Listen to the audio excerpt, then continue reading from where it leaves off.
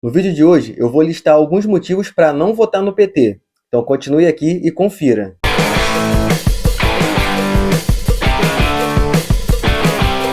Olá, meus amigos, sejam todos muito bem-vindos ao canal de Tudo Um Pouco. Eu sou o Elton Carvalho e é muito bom ter vocês por aqui. Antes de mais nada, meu objetivo com esse vídeo aqui é apenas apresentar alguns fatos que já aconteceram no passado na gestão dos governantes petistas, para que a gente possa fazer aqui uma análise. Até porque vale lembrar, né, uma frase muito interessante aí do filósofo Jorge Santayana, que ele diz o seguinte, né, que o povo que se esquece do seu passado está condenado a repeti-lo. Então é importante que a gente lembre da história recente aí que a gente viveu, né, principalmente aí enquanto estávamos no governo petista. Vale a gente destacar aqui que acredito que isso aí seja uma unanimidade de qualquer pessoa que tem um pingo de bom senso, né? Que o governo petista foi um dos governos que a corrupção foi mais escancarada e acredito que tenha sido a maior corrupção da história do Brasil. Inclusive, a pesquisa Data Veritas, realizada em dezembro de 2021, apontou que 86% dos entrevistados acreditavam que houve sim corrupção no governo do Lula, até porque, né, por tudo que foi noticiado no pós-Lava Jato, tudo aquilo que foi aí descoberto, né? Então, a credibilidade do PT já estava bem abatida aí, bem abalada por conta desses escândalos de corrupção. Em uma matéria também da revista Isto É, em 2017, ela classificou o PT como um sindicato do crime, colocando também ali o Lula e a Dilma como chefes da quadrilha. Isso porque eles estavam fazendo referência ali, né, ao dinheiro de propina que foi recebido aí da empreiteira Odebrecht. Então, como eu falei, né, meu objetivo aqui é destacar aqui alguns pontos, né, das corrupções que aconteceram no governo petista, para que a gente possa relembrar o passado, né, e a gente tentar tomar uma postura, uma decisão para que a gente não cometa aí os mesmos erros e não seja condenado a viver aquilo que a gente já vivenciou, né? E o primeiro escândalo de corrupção do PT começou bem cedo, né, com 6 meses basicamente de mandato do Lula, isso em 2003, em junho de 2003, quando houve aí a CPI do Banestado, que estava buscando investigar ali o envio de dinheiro, né, público para paraísos fiscais. E nessa época, o deputado petista José Mentor, ele foi acusado aí de sabotar a CPI para poder proteger membros do governo do PT.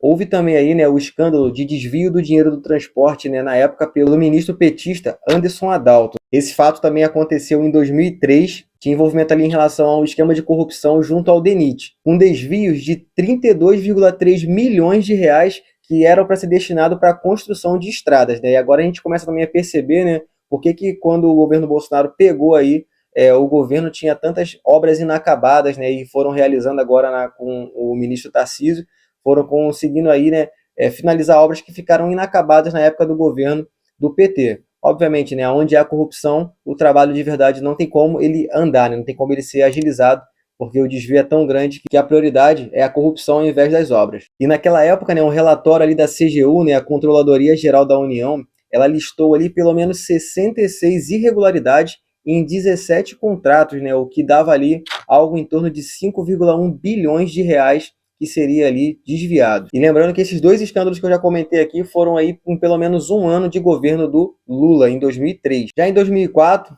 pouco mais de um ano do mandato do Lula, houve aí o primeiro escândalo de corrupção no governo do PT. Valdomiro Diniz, que na época era assessor da Casa Civil da Presidência da República, foi filmado por Carlinho Cachoeira, pedindo propina para campanhas eleitorais ali do PT. Na época, então, foi condenado ali por 12 anos por corrupção passiva e ativa. Em 2005, houve lá a roubalheira dos Correios, né, e foi notícia na imprensa naquele período, né. Na época, Maurício Marinho, que era chefe do departamento de contratações dos Correios, ele foi filmado negociando propina com um suposto empresário. E esse episódio acabou trazendo luz ali a um esquema que buscava rifar ali, né, o comando das estatais brasileiras para políticos, né, aliados ali à base do governo Lula. Então eles negociavam cargos importantes dentro das estatais para poder manter ali apoio, né, político, né? E esse é um dos pontos que é muito batido no governo Bolsonaro, né? Ele, de alguma forma, ele buscou desde o início acabar com essas negociações aí de cargos, de secretarias para pessoas ali que buscam somente interesses políticos. Ele sempre buscou colocar pessoas técnicas em cargos técnicos, obviamente, né? Porque esse caso ocorrido aí, né, na gestão do PT, envolvendo o Maurício Marinho aqui, ela basicamente levou o Correio a um prejuízo absurdo. Na verdade, né, os Correios só voltaram a dar lucro com a saída do PT. Após a saída do PT e quando o Jair Bolsonaro assumiu a presidência e modificou os esquemas que aconteciam ali dentro, né, que aí sim o Correio passou novamente a dar lucro para o Estado. Ainda em 2005, tivemos também aí o escândalo do mensalão, né, e as famosas malas de dinheiro. E esse esquema basicamente consistia em pegar o dinheiro desviado das estatais e dos órgãos públicos e utilizar para comprar ali apoio dos parlamentares, né? Então, dessa forma, Lula ele conseguia manter ali um apoio político forte. Toda vez que ele precisava colocar alguma coisa em pauta, ele tinha apoio porque todos eles eram comprados, e comprados com dinheiro público, dinheiro de desvios, né? Dinheiro de corrupção, né? É uma corrupção atrás da outra, é algo surreal. Se você começar a entrar nessas histórias que envolveram aí os escândalos de corrupção do PT, é algo que é cabuloso mesmo o que aconteceu nessa era. Foram milhões e milhões que foram aí realmente desviados para o bel prazer desses caras. E hoje a gente tem aí saúde precária, a gente tem educação precária, a gente tem uma série de dificuldades num país que ele é sim uma potência por conta de má administração, e não só pela má administração, porque foi administrado por corruptos, bandidos que nunca deveria ter assumido o poder e nunca deveria ter sentado naquela cadeira. E esse escândalo aí, ele resultou na ação penal 470, que foi julgada pelo STF, e ela condenou ali algumas pessoas que eram figuras importantes na época do PT, como José Disseu, né, que foi apontado ali como um dos chefes desse esquema criminoso. Já em 2006, tivemos ali, né, o escândalo dos dossiês forjados pelos conhecidos como aloprados do PT contra adversários do Partido dos Trabalhadores. E nesse episódio aí, dois petistas eles foram presos na época, né, por forjar dossiês contra José Serra e Geraldo Alckmin. Olha só, né, Geraldo Alckmin, que hoje é o vice-presidente de Lula, né? Lula! Lula! O mesmo que falou lá falou, né, o Geraldo Alckmin que falou em comício lá, que Lula queria voltar ao poder para poder voltar à cena do crime. Ele quer voltar à cena do crime? Agora eles estão ali lado a lado. Para quem tinha dúvida aí, né, se o PT e o PSDB eram rivais na política, ficou claro para a gente aqui que nunca foram rivais, mas sim sempre foram aliados. Independente de quem ganhasse, o esquema deles ali já estava bem amarrado e todos eles saíam ganhando, né? Quem saía perdendo sempre era o brasileiro. E esse dossiê que foi criado ali, né, falsamente pelos aloprados, como colocava o Lula, ele tinha o objetivo de vincular José Serra e Geraldo Alckmin à máfia dos sanguessugas, que desviava dinheiro da saúde durante o governo de Fernando Henrique Cardoso. Essa fábrica de dossiês, como ficou conhecido, né, ela era usada para tentar destruir reputações dos seus adversários. E hoje, né, se a gente fosse tentar estabelecer aí uma mãe para fake news, eu colocaria aí que esses aloprados aí que foi levantado pelo Lula na época do PT, eles foram aí sim os responsáveis por basicamente criar o que a gente chama hoje aí de fake news, né? Que é de alguma forma tentar usar notícias falsas para poder difamar um adversário político. E um dos aloprados era Hamilton Lacerda, que era um ex-assessor de Aloysio Mercadante, que era candidato do PT e que seria beneficiado, um dos mais beneficiados com esse esquema. Em 2006 foi a vez aí do super-ministro de Lula, Antônio Palocci, estampar as manchetes aí por conta de escândalo de corrupção na época em que ele era prefeito em Ribeirão Preto. Isso porque ele teria cobrado aí uma mesada de R$50 mil por mês de empresas que prestavam serviços para prefeituras, e esse dinheiro era destinado aos cofres do PT para financiar as campanhas eleitorais aí, né, fraudando a democracia. Mesadinha de 50 mil, hein? Porra. E de todos esses escândalos que eu já citei aqui, nenhum se comparou aí ao escândalo do Petrolão, né? Que desviou bilhões de reais e quase quebrou a Petrobras. E nesse escândalo aí, tinha tanta gente envolvida, né? Desde membros da administração lá da Petrobras, até mesmo a políticos de vários partidos, inclusive o presidente, o ex-presidente Lula, presidente da Câmara, presidente do Senado, tinha representantes de grandes empresas também que estavam envolvidos ali, governadores que estavam envolvidos nesse escândalo do Petrolão, né? E como que funcionou esse escândalo aí do Petrolão? O que acontecia é que os contratos da Petrobras eles eram superfaturados. E aí e as empresas devolviam o fruto desse roubo, né, através de propina, de presentinho para político, em formas de doação aí para campanhas eleitorais. E um desses presentinhos aí concedidos a políticos, né, foi aquele sítio de Atibaia, do qual o Lula foi aí também condenado, porém aí, né, passaram aquele pano todo aí por conta de questões de CEP, anularam aí todo esse processo, porém as provas continuam de que ele recebeu sim o sítio lá em Atibaia e também o apartamento no Guarujá, fruto desses desvios de dinheiro aí de contratos superfaturados da Petrobras no Petrolão. E na investigação da Lava Jato também saiu aí a lista de pessoas que recebiam propina da Odebrecht. Essa lista foi uma lista que virou comédia também em muitos lugares, apesar da seriedade que era o escândalo de corrupção que estava envolvido, tanto de pessoas que recebiam dinheiro de propina da Odebrecht.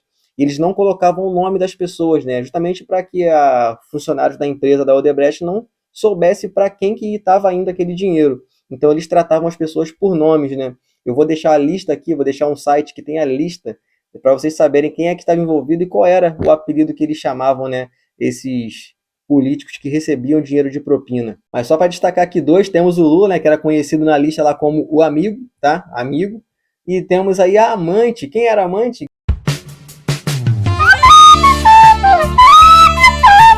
Gleisi Hoffmann. Também recebia, né, quer dar uma de moralista em tudo quanto é lugar que ela tá, porém recebia dinheiro de propina também da Odebrecht, né? Não tem moral nenhuma para poder falar nada contra ninguém. Mas eu vou deixar aqui o link da lista de apelidos, vale a pena vocês darem uma conferida. Tivemos também lá a prisão, né, de Delcídio do Amaral, ele era senador e ele fez ali, né, revelações que foram bem bombásticas na época a respeito de um plano de Lula e Dilma para tentar destruir a Lava Jato. Delcídio do Amaral, ele foi ex-líder do governo e homem de confiança da Dilma, né, na época. E ele foi preso em flagrante, tentando comprar ali o silêncio, né, de Nestor Severó, um dos delatores lá do petróleo. E foi na delação de Delcídio que ele revelou, né, que Lula e Dilma tinham planos para, de alguma forma, tentar melar o esquema da Lava Jato. Né? Hoje o Lula se gaba de ter criado vários meios, inclusive no último debate que teve aí, né, ele fez uma listagem ali aleatória de coisas que ele tinha feito para o combate à corrupção,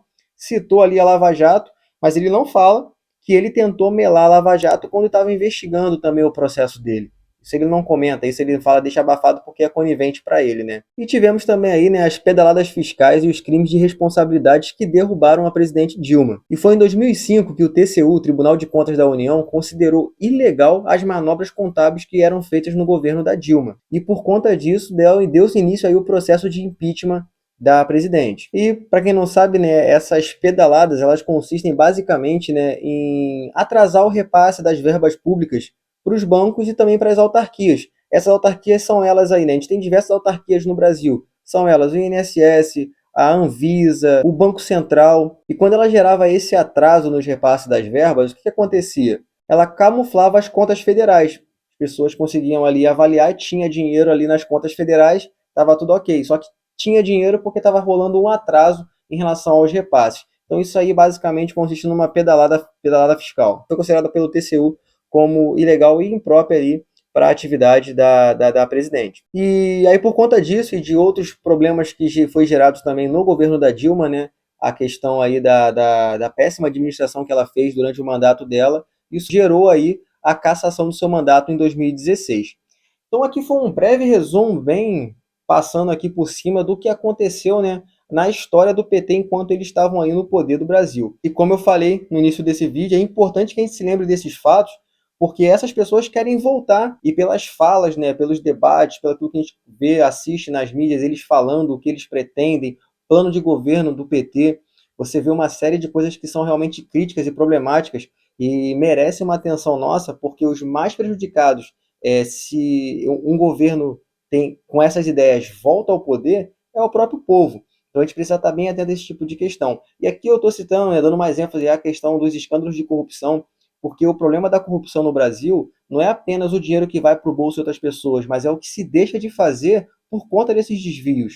A gente teve uma pandemia, né? A gente teve um problema sério no mundo e eu acredito que se nós tivéssemos já hospitais mais estruturados, com profissionais melhores capacitados, com mais recursos, nós teríamos tido, né, um processo mais fácil para ter passado por essa pandemia. Então, por que a gente não teve? Por que a gente não tinha hospitais mais preparados? Por conta da corrupção, por conta de dinheiro desviado. Porque nós não temos uma educação de qualidade. Apesar de, no governo do Lula, as pessoas falam, foi o maior repasse de dinheiro público, foi no governo do Lula para a educação. Do que adiantou o repasse do dinheiro se a nossa educação sempre foi uma das piores nos índices de apontamento? Então, assim, não é somente entregar o dinheiro, porque a forma como o Lula sempre entregou o dinheiro, sempre superfaturado, era porque tinha corrupção por trás do processo. E ele sempre ia embolsar parte desse dinheiro junto com seus outros aliados. Então, assim, essas coisas precisam ser bem claras, precisam ficar bem esclarecidas para quem está aí, que vai votar, para analisar esses pontos. Acho que a pessoa que teve a oportunidade de fazer, não foi uma vez, foram 2 vezes, teve mais a Dilma, e a gente já sabe qual o processo, cara, com todo respeito, né? Tem que ser ignorante para poder dar novamente um voto de confiança para esse tipo de pessoa. É igual um relacionamento qualquer. É a base da confiança. E quando a confiança ela é abalada, não é fácil para reconstruir. Eu não consigo entender como que as pessoas ainda conseguem confiar num cara que fez o que fez, agora vem querendo trazer solução para tudo, né? Diz que tem solução para o Brasil, nunca pôs essa solução em prática, tá? Pelo contrário, e a gente precisa realmente colocar isso aí muito em pauta, né? E eu falei aqui só mais em relação à questão das corrupções, mas existem vários outros motivos para a gente não votar no PT. Primeiro, o cara já falou aí, né? O Lula já falou abertamente que ele quer de alguma forma, né, democratizar as mídias. Que nós vamos regulamentar os meios de comunicação desse país. Eu não fiquei mais radical, apenas fiquei mais maduro.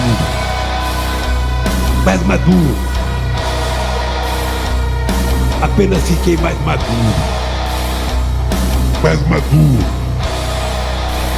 Nosotros jamás nos rendiríamos. Y lo que no se pudo con los votos, lo haríamos con las armas.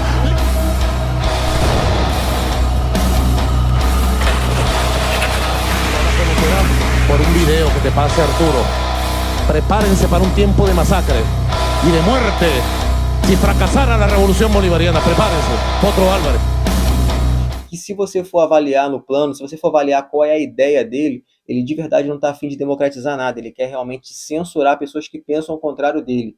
E isso aí é um ponto principal para início de uma ditadura, porque quando você restringe as pessoas de darem a sua opinião, você obviamente está colocando ali as pessoas numa questão de limitação, você está privando da liberdade dela, já começa aí uma ditadura. O Lula ele aparelhou o Estado, ele aparelhou os poderes. Tanto é que hoje a maior crítica que se faz, né, é que em relação ao governo do Bolsonaro, é que ele quebrou a harmonia entre os poderes. Ele não quebrou a harmonia entre os poderes, como ele bem colocou no debate, ele acabou com essa mamata que tinha de distribuição de cargo por conta de alinhamento político.